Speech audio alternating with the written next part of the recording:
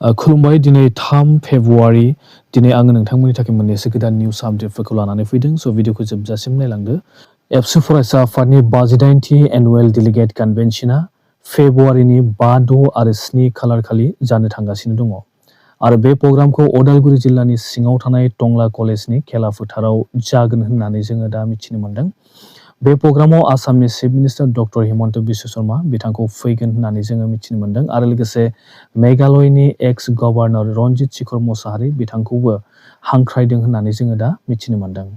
बिटिसिनि चिफ हाग्रामा महिलारि बिथाङा मिडियानि गेजेरजों बुंदों दि गोदो आसामनि मानसिफोरा बर' रावखौ बुजियामोन, नाथाय दा बर' रावखौ रावबो बुजियै गैलिया होननानै हाग्रामा महिलारि बिथाङा मैया बुंदों।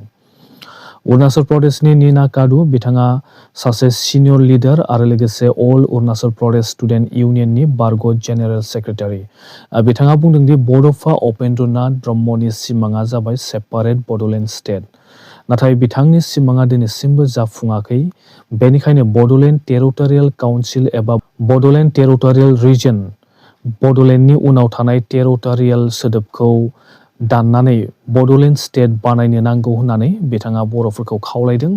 मानोना बड'फा उपेन्द्रनाथ ब्रह्मनि सिमाङा बिटिसि एबा बिटिआर नङामोन, नाथाय सेपारेट बड'लेण्ड स्टेटसो दाबिदोंमोन होननानै नीना कादु बिथाङा बुंदों। आरो लोगोसे बर'फोरा बड'लेण्डनि उनथिं थानाय काउन्सिल एबा रिजनखौ दाननानै बड'लेण्ड स्टेटसो बानायनो नांगौ होननानै बिथाङा बर'फोरखौ खावलायदों। आरो लोगोसे नीना कादु बिथाङा बर'फोरनि जेसेबांखि बर' आफादफोर दङ, बिथांमोना रन्जन दैमारिजों लोगोसे जेसेबांखि NDFBफोर दा जेलाव दङ, बिथांमोनखौ जेलनिफ्राय उदां खालामनो थाखाय दिनैनिफ्रायनो आन्दलन खालामनो नांगौ होननानै बर'फोरखौ नीना कादु बिथाङा मैया खावलायदों। दिनै अरुणाचल प्रदेशनि बर' नङि सुबुङानो जों बर'फोरखौ सेपारेट बड'लेण्ड स्टेट दाबिनो खावलायदों। आरो लोगोसे NDFBनि फाउन्डार रन्जन दैमारि बिथांखौ जेलनिफ्राय उदां खालामनो थाखाय आन्दलन खालामनो खावलायदों। नाथाय जोंनि गिदिर गिदिर बर' लिडारफोरा सेपारेट बड'लेण्ड स्टेटनि बाथ्रायानो जोंनि बर'फोरनि खुगायाव फैलिया, अनलि डेभेलपमेन्टनि बाथ्राल' बुंग्रा जाबाय। आरो राजनितिनि लिडारफोरासो बर'फोरनियाव गोबां दंसै। पावारल' नागिरग्रा बर' लिडार गोबां ओंखारबाय। खायफा बर' लिडारफोरा सानसे समाव बर' रायजो राजाफोरखौ लानानै सेपारेट बड'लेण्ड स्टेट दाबिनो थाखाय गोबां थुलुंगा होबोदोंमोन। नाथाय बेबायदि लिडारफोरा दिनैनि सानाव पिस एकर्डखौसो बड'लेण्ड स्टेट जाबाय बुंनो हास्थायो। बड' फिल्म इन्डास्ट्रिनि गिबिसिन फिचार फिल्मानो जाबाय आलायारन। बे फिल्मनि एक्ट्रिस, हांमानि बिमा जानाय एक्ट्रिस रमनि बसुमतारी बिथाङा मैया रुंसारि जाबाय। बेखौ खोनानानै MLA लरेन्स इस्लारि बिथाङा दुखु फोरमायदों। सावतालफोरनि लिडारा आसामाव फैनानै वार्निं होनानै गालांदों। झारखन्डनि चिफ मिनिस्टार हिमन्त सोरेन बिथाङा सासे सावताल। बिथाङा मैया आसामनि तिनिसुकियाव जानाय 21थि आदिबासि महासभायाव बाहागो लानानै बिथाङा बुंदों दि आसामनि 70 लाख सावतालफोरनो ST स्टेटास होनो नांगौ होननानै बिथाङा मैया बुंदों। मानोना आसामाव थानाय सावताल, मुन्डा, अरां बिसोरखौ झारखन्ड, वेस्ट बेंगलफोराव ST होननानै सिनायो, नाथाय आसामाव सावतालफोरखौ OBC स्टेटास होनानै सेन्ट्रेलनि मुलाम्फाफोरनिफ्राय गोजानाव दोनदों होननानै बिथाङा बुंदों। बिथाङा आसाम सरकार आरो लोगोसे सेन्ट्रेल सरकारखौ बेपारी होननानै बुंदों। बिथांनि बुंनाय बायदिब्ला सरकारा मानसिफोरनि मोजां खामानि मावनो नागारनानै दोहोन दौलाद लुटिनायावसो गोसो होदों होननानै चिफ मिनिस्टार हेमन्त सोरेन बिथाङा मैया बुंदों। क'क्राझार आरो गुबुन गुबुन जायगायाव आदिबासिफोरनि सायाव जानाय अयनायखौ बन्द खालामाब्ला बिथाङा झारखन्डनिफ्राय सावतालफोरखौ लाना फैनानै आसामाव आदिबासि मार्च आन्दलन खालामगोन होननानै सरकारखौ वार्निं होदों। बिथाङा chief minister doctor Himanta Biswa शर्मानि सायाव बोखाव आरो खुंथाय, जायखौ डिभाइड एन्ड रुल बुंनाय जायो, बे खान्थि बाहायनायनि दाय फोनांदों। 2026 मायथाइनि आसाम बिधान सभा बिसायख'थिनि सिगां ट्राइबेल ग्रुपफोरखौ दालाय बाहागो एबा साब केटेगरिज खालामनानै बिसोरनि राजखान्थियारि गोहोखौ लोरबां खालामनो थाखायसो हिमन्त बिश्व शर्मा बिथाङा बे खान्थिखौ बाहायदों होननानै हिमन्त सोरेन बिथाङा बुंदों।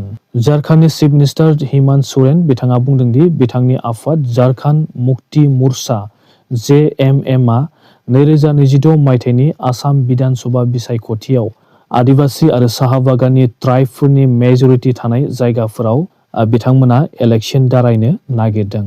बिथाङा साहा बागाननि मानसिफोरनो एसटि स्टेटास होनाय आरो बिसोरनि हा-हुखौ रैखा खालामनायनि बाथ्रा लानानै बेबारनि आसाम बिधान सभानि इलेक्शनाव बिजेपि सरकारखौ फेजेननो नाजानो थाखाय केन्डिडेट होनो नागिरदों। जेराव सावताला बारा दं बेफोराव बिथांमोना इलेक्शन दारायनो नागिरदों। बेबारनि इलेक्शनाव बिजेपि पार्टिया सावतालफोरनिफ्राय भट मोनगोन ना मोना बेखौ जों उनावसो मिथिनो मोनसिगोन। नाथाय झारखन्डनि चिफ मिनिस्टार हिमन्त सोरेन बिथाङा जेराव सावताल मेजरिटिफोर दङ बेफोर जायगाफोराव सावताल केन्डिडेट दारायनो नागिरनायखौ जोङो मैया मिथिनो मोन्दों। आसाम सरकारा सेन्ट्रेल सरकारनिफ्राय खाजनानि एबा टेक्सनि बाहागो हिसाबै 50,000 कौटि रां मोननो थांगासिनो दङ। 2026 आरो 2027 मायथाइनि थाखाय सेन्ट्रेल सरकारनिफ्राय टेक्सनि बाहागो हिसाबै आसाम सरकारनो 50,000 कौटि रां हरनाय जासिगोन। आमेरिका हादोरा इन्डिया हादोरनि टेरिफखौ 50% निफ्राय खमायनानै 18% खालामना होबाय होननानै जोङो मिथिनो मोन्दों।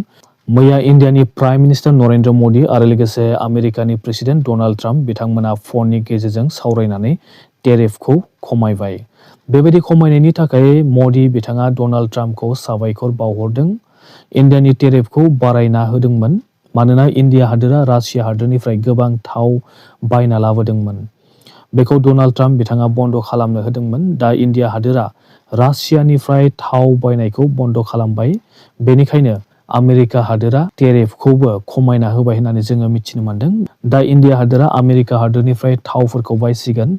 मुवा, मबाइल बायदि बायदि मुवा बेसादफोरखौ इन्डिया हादोरा आमेरिकानिफ्रायसो बायसिगोन आरो लोगोसे इन्डिया हादोराव आमेरिकानिफ्राय फैनाय मुवाफोरनि बेसेना खम जागोन होननानैबो जोङो मिथिनो मोन्दों। आरो लोगोसे इन्डिया हादोरनि मुवाफोरखौबो आमेरिका हादोरनि मानसिफोरा खम बेसेनावनो बायनो हासिगोन। आमेरिका आरो इन्डियानि टेक्सनि दावहाखौ जोब्बाय होननानै जोङो दा मिथिनो मोन्दों। मैयासिम पाकिस्ताननि आर्मिफोरा बालक लिबारेशन आर्मी BLA फोरनि 177 जन केडारफोरखौ गावथारबाय। मानोना बालक लिबारेशन आर्मियाबो पाकिस्तान सरकारनि आर्मिफोरखौ गावथारदोंमोन। BLA आफादफोरनि दाबिया जाबाय बिथांमोना पाकिस्तानाव थाया आरो बिथांमोना पाकिस्ताननिफ्राय गावनानै बालुचिस्तान हादोर बानायनो नागिरदों। बालुचिस्तान ओनसोला नेचारेल गेसनि थाखाय धोनि, सना आरो तामाफोरनि थाखाय जोबोद धोनि होननानै जोङो मिथिनो मोन्दों। नाथाय पाकिस्तान सरकारा बे ओनसोलनि बेसेन गोसा मुवाफोरखौ थखायनानै पान्जाब प्रभिन्सनोसो हरगासिनो दङ होननानै बिथांमोना बुंदों। बेनिखायनो पाकिस्तान हादोरनिफ्राय बे ओनसोलनि मानसिफ्रा गावनानै बालुचिस्तान हादोर कान्ट्रि बानायनो बिथांमोना नागिरगासिनो दङ आरो बेनि थाखाय गोबां BLA नि केडारफोराबो थैगासिनो दङ। नाथाय बिथांमोना बालुचिस्तान हादोर एबा स्टेट बानायथारगोन होननानै बिथांमोना बुंगासिनो दङ। बिथांमोना पाकिस्तान हादोरनिफ्राय गावनानै बालुचिस्तान हादोर बानायनो हागोन ना हाया बेखौ जों उनावसो मिथिनो मोनसिगोन। मैयानिफ्राय आसामनि हाइलाकान्दि जिल्लायाव इभिक्सन खालामदों। बे इभिक्सना 5 खालारसिम जागोन। रिजार्भ फरेस्ट हायाव थानाय 516 नखरखौ होखारनाय जासिगोन। गासै 2,800 बिगा हाखौ सरकारा लाफाफिनसिगोन। गासै 2,800 बिगा हायाव 516 नखरखौ न' लुना दङ होननानै जोङो मिथिनो मोन्दों। बिथांमोनखौ दा होखारगासिनो दङ। मैयानिफ्राय होखारदों। 5 फेब्रुवारि खालारसिम बिथांमोनखौ होखारजोबनाय जागोन आरो बेयाव गासै 2,800 बिगा हा दङ। बे जायगानि मानसिफोरखौ होखारनो थाखाय 1,500 निबो बारा पुलिस आरो CRPF बाहायनाय जादों होननानै जोङो मिथिनो मोन्दों आरो लोगोसे 150 खान JCB गारिबो बाहायनाय जादों। दासिमनि रादाबा एसेनोसै। Thank you.